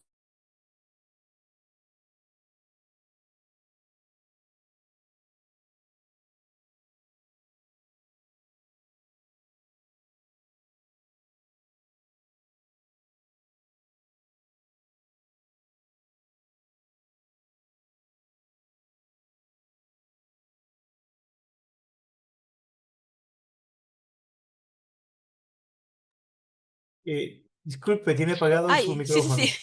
Sí, disculpe, yo me di cuenta, gracias. Bien, como indicaba, una vez que yo tengo el informe, voy a generar recomendaciones que van a ir dentro de este mismo informe. Ahora, las recomendaciones indican que es algo que yo le voy a proponer al empleado, al empleador. Que él lo ejecute o no, va a depender muchas veces de él. Quizá él puede contratar a otra persona que le diga, hazme una lectura de este informe y por favor, aplícame un plan. ¿Sí? Solamente son recomendaciones, pero sí o sí se tiene que aplicar este plan. Bien, en estas recomendaciones hay que priorizar la prevención primaria, es decir, la prevención tiene que estar enfocada en la causa de aquello que genere el riesgo. Si yo tengo sobrecarga de trabajo, eh, voy a tener que pensar qué es lo que causa esta sobrecarga y actuar sobre ello, no sobre el trabajador. Muchas veces me pasa que en los resultados sale sobrecarga de trabajo y lo que el empleador quiere es una capacitación de gestión del tiempo para el trabajador. Pero esas muchas veces no funciona así. Más bien, yo al darle una capacitación de cómo gestionar el tiempo, que probablemente le sirva a mucha gente, esto no va a sanar, digámoslo así, el problema que ellos tienen. Probablemente lo complique porque un trabajador que no tiene tiempo para hacer su trabajo va a una charla, lo único que va a pensar es, esta charla me quita el tiempo. Lo que muchas veces me ha pasado. ¿Sí? Bien, las recomendaciones también tienen que estar orientadas a las condiciones organizacionales, siempre a ellas, después al trabajador. Va a depender de qué técnicas hayamos usado. Por ejemplo, hay empleadores que solo quieren el cuestionario porque ellos nunca tienen tiempo, ellos siempre quieren tener la producción a tiempo, entonces solo aplicas cuestionario y como ya les indiqué, el cuestionario solamente me va a dar una idea de lo potencialmente riesgoso que puede ser una condición de trabajo, pero no me va a decir la causa de eso. Entonces, si yo tengo sobrecarga a riesgo alto, yo no voy a saber por qué, simplemente sé que hay, pero nada más. Así que si solamente ustedes van a evaluar con una escala, pero el empleador quiere recomendaciones muy específicas que le solucionen ya el problema, eso no va a pasar. Mientras la recolección de datos sea más precisa, también las recomendaciones serán más precisas.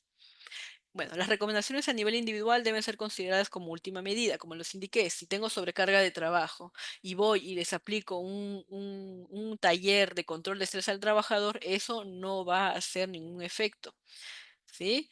Si bien nos da trabajo, no va a hacer ningún efecto, ningún cambio ni nada. Yo he visto empresas en las que hay sobrecarga de trabajo y al empleador no se le ocurre mejor idea que llevar masajistas, que llevar psicólogos para hacer baileterapia o muchas cosas que no tienen ningún tipo de sentido y que para el trabajador suele ser algo, algo excéntrico, ¿no? Algo que sale de su rutina y luego no se acuerdan para qué sirvió eso, ¿sí?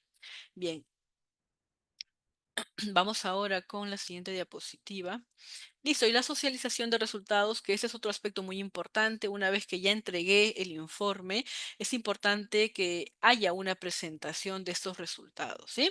Esta presentación debe hacerse frente a los representantes de la empresa, llámese gerentes, de representantes de los trabajadores y de alguien que represente al Comité de Seguridad y Salud en el Trabajo, ¿no? Al igual que el informe final, hay que mantener un lenguaje claro, sencillo, que sea rápido, porque los gerentes y los representantes de los trabajadores lo que quieren es información rápida. Es fundamental también hacer esa socialización para que se pueda comprender qué es lo que se ha evaluado, cuáles son los resultados y por qué motivos deberíamos intervenir sobre aquello que se ha hallado. Listo. Vamos a hacer ahora les voy a poner algunas preguntas que son las que suelen ser las preguntas que más yo he escuchado con respecto a la evaluación de factores psicosociales, ¿sí? Termino con ellas y luego continuamos con su ronda de preguntas de ustedes, ¿sí? Bien, para una evaluación de factores psicosociales, ¿población total o muestreo al momento de evaluar? Bien, esto va a depender de la metodología, es decir, ¿qué me dice el manual del método? Me dice, evalúa a todos o evalúa un porcentaje o considera una muestra, ¿no? En la mayoría de los métodos que hemos visto, todas te indican que lo ideal es evaluar a la planilla al 100%, pero en caso no se pudiera, el 60% como mínimo estaría bien. El 60%, eso es en casos en los que no se pueda llegar, ¿sí?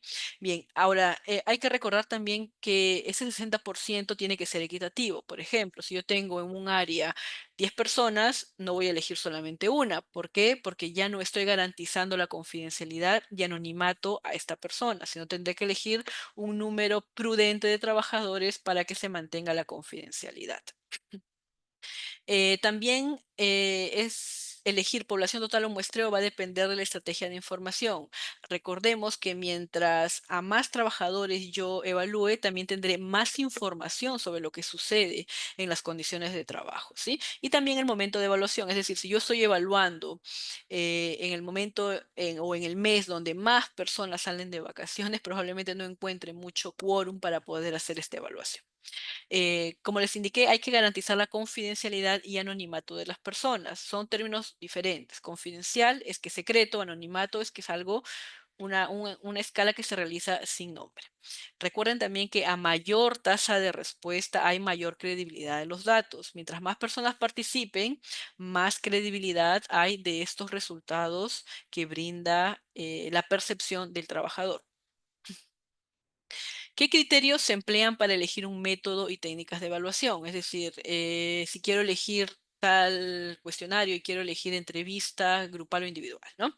Vamos primero a ver si es una evaluación inicial o periódica. Si es una empresa que se quiere poner, pues, ¿no? Que quiere estar acorde a la normativa, nunca ha tenido una evaluación, pero sabe que existe y te dice, mira, es la primera vez que lo vamos a realizar, guíame. Bien, entonces vas con una empresa que recién está empezando, vas a poder asentar una línea de base, ¿no? Para poder tener los datos en cuanto a los riesgos psicosociales. Y una empresa que ya ha tenido una evaluación, que es su tercer, quinto año de evaluación, entonces lo mejor es ver hacia atrás, ver qué métodos han usado, qué resultados han tenido y poder estipular un método adecuado para ellos, ¿no? Hay empresas que cada año utilizan un método diferente, ¿no? Entonces no hay una continuidad, ¿no? Y hay empresas que sí, cada año te piden el mismo método, entonces hay una mejor continuidad de los resultados. También hay que evaluar las características de la población, ¿no? El nivel cultural, el nivel de lectoescritura, facilidad para reuniones. Eso es muy importante porque en aquellas empresas, sobre todo industriales, donde hay personal operativo, muchas personas tienen como máximo secundaria completa o secundaria incompleta, incluso algunos no leen y escriben, ¿no? Entonces hay que también ver ese tema. Por ejemplo, yo he estado en algunas empresas, me recuerdo en San Fernando, por ejemplo, en aquellos trabajadores que estaban en los galpones donde están los pollos, las gallinas, muchos de ellos no leían ni escribían, ¿no? Entonces, lo que hicimos ahí fue solo para ellos, en la parte operativa, que eran como 2000 personas, creo, usamos un cuestionario más corto, una versión corta de listas, ¿no? Y para los que no leían ni escribían, había personal que les leía la pregunta y también las opciones de respuesta, ¿no? Entonces, eso va a depender mucho también de qué información hemos recolectado antes de llegar a la etapa de la resolución del cuestionario, ¿no? También hay que ver la facilidad para reuniones. Recuerden que hay empresas en las que por el tipo de trabajo que tienen o por turnos rotativos no vas a encontrar siempre a todo el personal. Entonces también hay que considerar eso para poder evaluarlos. La falta de devolución de resultados a los trabajadores. Bien, este es un factor que va a influir mucho en la participación. Cuando los trabajadores no saben qué se hace con los resultados de la percepción que ellos han brindado, muchas veces esto provoca que no participen al año siguiente, porque te dicen, bueno, todos los años me pasan un cuestionario, yo no sé para qué sirve o qué hacen con los resultados y entonces para qué voy a participar, ¿no? Entonces muchos no participan o participan porque se ven obligados, pero sus respuestas no suelen completar todo el cuestionario o marcan por marcar. Bueno, te marcan todo en algunas veces, por ejemplo, en el número 3 ya, todo número 3, ¿no? Entonces no tienes una percepción adecuada de este trabajador, justamente influenciado porque no sabe para qué estos resultados sirven, ¿no? Y bueno, también la posibilidad real de desarrollo en la empresa o el área que vas a evaluar. cuenta con tiempo, hay recursos para poder evaluarlos y también sí se garantiza el anonimato y la confidencialidad. ¿Qué es mejor elegir, método cuantitativo o cualitativo, ¿no? Bien, primero hay que evaluar la posibilidad de cada una de la aplicación de ellos. El método cuantitativo, si bien es más rápido porque es obtener una medición numérica que puede tratarse estadísticamente y por lo general está representada por una escala o un cuestionario, también tiene sus limitaciones, y es lo que les dije, ¿no? Me va a brindar el nivel de riesgo, pero no me va a decir las causas de este riesgo, de estos factores de riesgo, ¿no? Lo mejor es siempre utilizar métodos, esos dos métodos combinados. Por un lado tengo la parte estadística, por el otro lado cualitativo.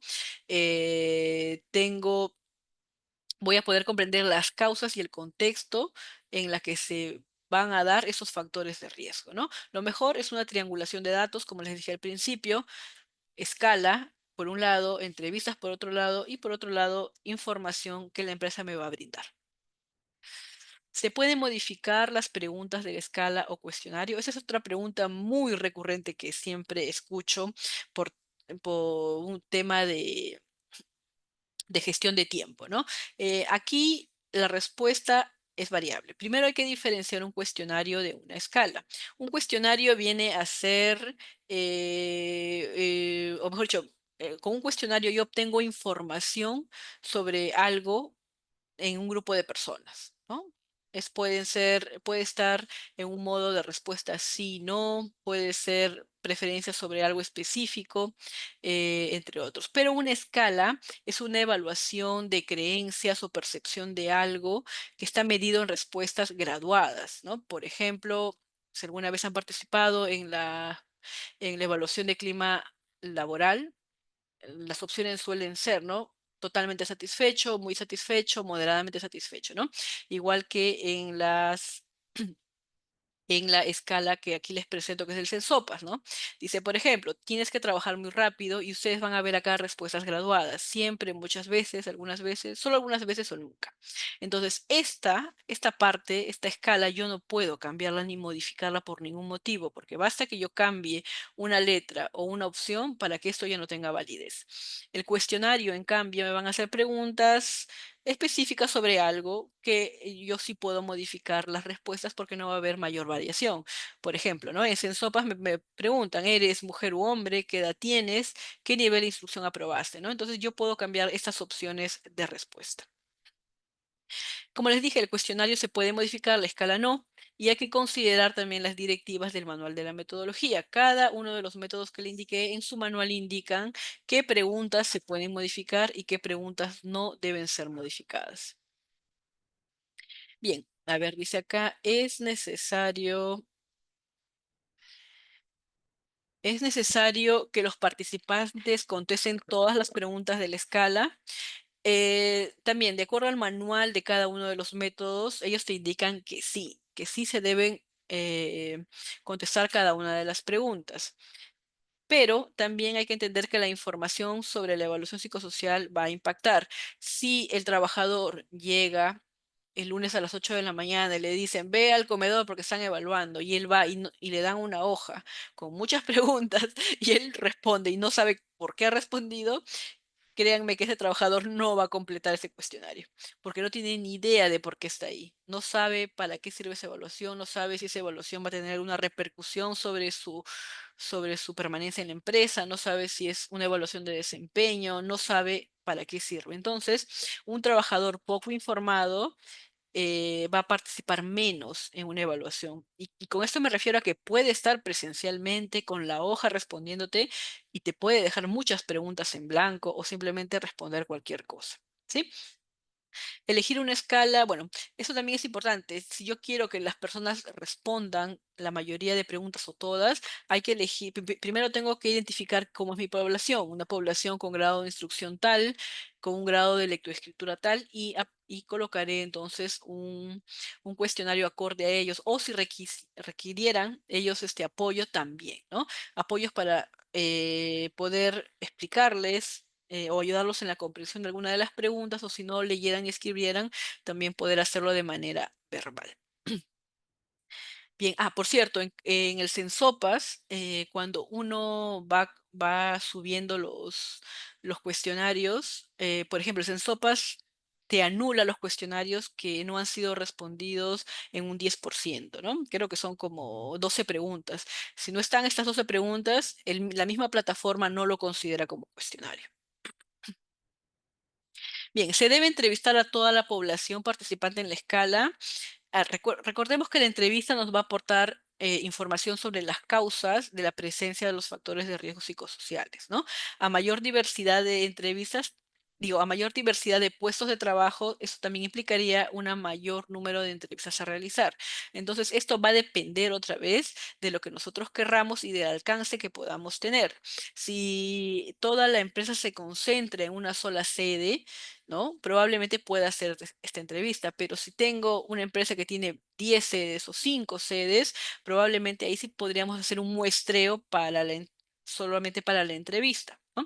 O, por ejemplo, tengo en un área 30 asistentes, entonces probablemente pueda solamente entrevistar a 20 asistentes porque ya el puesto, digamos, hay muchas personas en un mismo puesto, ¿sí? Bien. Por cierto, eso también va a depender de lo que quiera, de la parte económica del empleador. Muchas veces eh, te dicen, no, pero si no me entrevistas, ¿cuánto me cobras? Entonces hay una, digamos, una disminución del cobro y muchas veces por eso no quieren ya contar con la entrevista. La evaluación de la escala debe ser anónima o confidencial, ¿no? Y eso es algo que les he ido repitiendo durante toda la ponencia, ¿no? Hay que diferenciar que anónimo y confidencial son términos aparte, ¿no? Lo anónimo es aquello que no tiene nombre, que no se puede identificar, mientras que confidencial es aquello que se guarda en secreto o está a resguardo. Entonces, esto va a depender de cómo vayamos registrando el avance de la participación. Les indico, en la pandemia eh, se, se popularizó hacer la evaluación de riesgos psicosociales de manera virtual, ¿no? Obviamente por las razones en las que las personas no iban a los centros de trabajo, sino trabajaban de manera remota. Entonces, esto implicaba que el trabajador desde su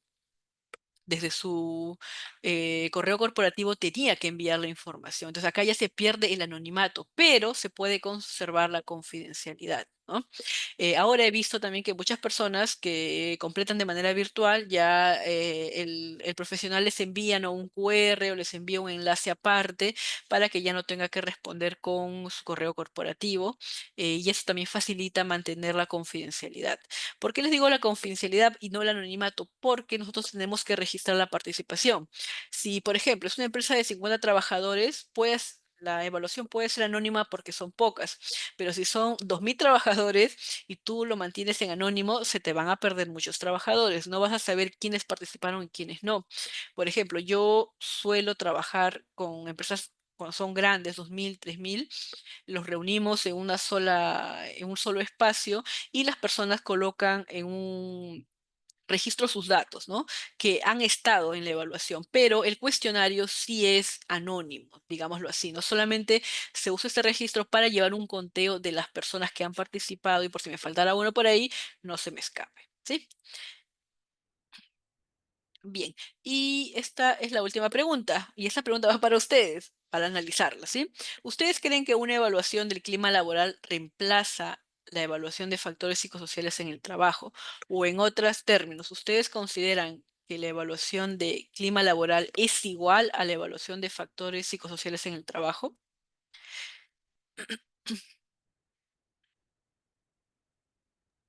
No, definitivamente, ¿no? ¿Y quién está por ahí hablando? Elizabeth, Elizabeth. Cuéntame, Elizabeth, ¿tú has participado alguna vez en una evaluación de clima laboral? sí, no en Bien, la entidad que encuentro ahora, pero sí, y es diferente la evaluación de factores de riesgo psicosociales totalmente. exacto, pero algunas preguntas son muy parecidas. Claro, aquí a veces en el desempeño laboral, o perdón, en el clima laboral, ves algunas preguntas que tienen algún nivel de similitud, ¿no? Ujú. Exacto, sí, sí, sí. Muchas veces me ha pasado que el empleador me ha indicado, pero estas preguntas son muy parecidas a las de clima laboral. Entonces, basta con el clima laboral para poder, ¿no? Mejorar mis condiciones, me indican. Y efectivamente, como dice Elizabeth, también como dice Oscar, no son evaluaciones iguales, pero sí son evaluaciones muy relacionadas, ¿no? Por ejemplo, clima laboral u organizacional, si es que alguna vez han participado en una de ellas, l- te acordarán que les preguntan sobre carga de trabajo, sobre liderazgo, sobre relaciones interpersonales, algunas incluso preguntan sobre condiciones ambientales, ¿no? Pero clima está más enfocado a predecir la motivación y la satisfacción del trabajador, mientras que los riesgos psicosociales predicen el nivel de riesgo que las condiciones de trabajo puedan tener, ¿no? Esa es la gran diferencia entre ellos. Además que el clima organizacional tiene un enfoque más social, mientras que los riesgos psicosociales, su evaluación, tiene un enfoque más de salud. Es decir, yo no me enfermo porque el clima organizacional sea bajo, pero sí probablemente me voy a enfermar si las condiciones de trabajo están a un nivel alto de riesgo. ¿Sí? Entonces, cuando alguna vez alguien les pregunte, clima laboral, o me basta con tener mi evaluación de clima laboral para poder ver los riesgos psicosociales, ustedes díganle que no, que son temas muy diferentes, pero sí están relacionados, porque posiblemente si en clima laboral ejecutan actividades para mejorar el liderazgo o para mejorar la carga laboral, probablemente sí tenga un buen impacto en los factores de riesgo psicosociales, ¿sí?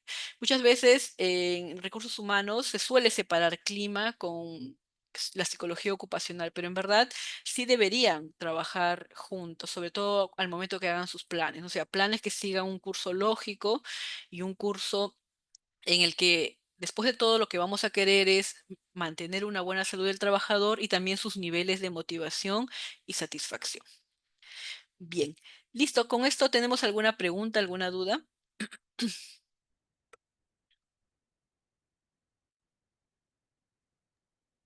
Bien, chicos. Disculpe, Sí, una di- consulta. dime, Oscar. Para lo que corresponde esta evaluación de riesgos psicosociales en una institución, se considera también, por ejemplo, eh, hablando de una institución pública, ¿no? Ahí tenemos a los CAS, ¿no? A los trabajadores, todo muy bien, locadores, pero también dentro de la institución hay personal de vigilancia que no es personal de la institución, sino es terceros, ¿no? O sea, Ujú, se ha tercerizado. Tenemos también el servicio de limpieza, por ejemplo, ¿no? Entonces, cuando se hace la evaluación de riesgos psicosociales, ¿se interviene con los CAS, con los locadores y todos ellos, o solamente CAS y locadores? Porque el jefe que está allí al final viene a ser jefe también ujú. de esas otras personas, ¿no? Entonces, ¿se involucra a todos o se involucra solamente a los que tienen una relación directa con la institución? Gracias, Oscar. Esa es una muy buena pregunta, Oscar. Y me has hecho recordar porque yo también trabajo mucho con entidades públicas. Y para la evaluación supongamos, por ejemplo, SUNAT va a realizar su evaluación de factores psicosociales en el trabajo. Tienen que intervenir los CAS, ¿no? Los 728 y solamente ellos. ¿Por qué? Porque el personal que son locadores de servicios, es decir, que hacen trabajos específicos por un tiempo específico, ellos no están en relación directa con las jefaturas ni con el personal. Bueno, al menos en teoría, porque tú sabrás que los locadores muchos cumplen con horarios y demás, que no es lo correcto, pero no, ellos no participan en esa evaluación. Y los servicios tercerizados como vigilancia o mantenimiento, limpieza, ellos tampoco participan porque ellos pertenecen a otra empresa. Entonces, es su empresa la que tiene que realizar su evaluación de factores psicosociales y emitir resultados aparte. Entonces, en el Estado solamente es CAS y 728 nada más. Bien. Gracias. Listo, Oscar, gracias a ti. Bien, y para terminar, bueno, ustedes van a realizar una actividad Es un caso que les he colocado sobre caso de gestores de orientación. Ustedes van a poder leerlo, es bastante sencillo. Lo he redactado de la manera más sencilla posible para que todos, sean psicólogos o no, puedan resolverlo. Sí, son 3 preguntas, pero ahora solamente van a resolver la pregunta uno. Y la siguiente sesión, que es el 12 de octubre, me parece, ya resolverán las otras 2 preguntas que están más relacionadas con lo que vamos a ver esa próxima sesión. ¿Sí? Le voy a enviar aquí por el chat, pero igual le voy a decir a los anfitriones de IDECAP que se los envíen a ustedes a su correo o a la plataforma que ustedes tuvieran para para que ustedes puedan completarlo. A ver, un momento voy a colocarlo por acá. Les dejo ahí mi correo para que ustedes puedan enviarme los resultados. Si tuvieran alguna pregunta con respecto a la tarea, también me la pueden realizar en ese correo. A ver.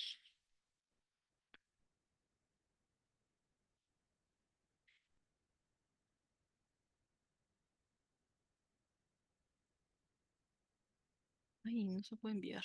Qué raro. Ah, ya.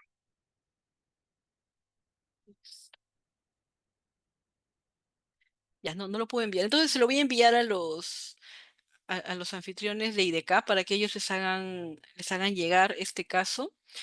Como les indiqué, aquí está mi correo, ustedes pueden escribirme a él. Me imagino también que van a compartir con ustedes la ponencia, ¿cierto? Ahí pueden encontrar mi correo o si no, no sé por qué no pueden enviar mensajes. Ya. Pero bueno, si tuvieran alguna duda o pregunta, ustedes me la hacen llegar a este correo o si no, a los anfitriones de IDECAP les pueden solicitar mi correo para poder tenerlo, ¿sí?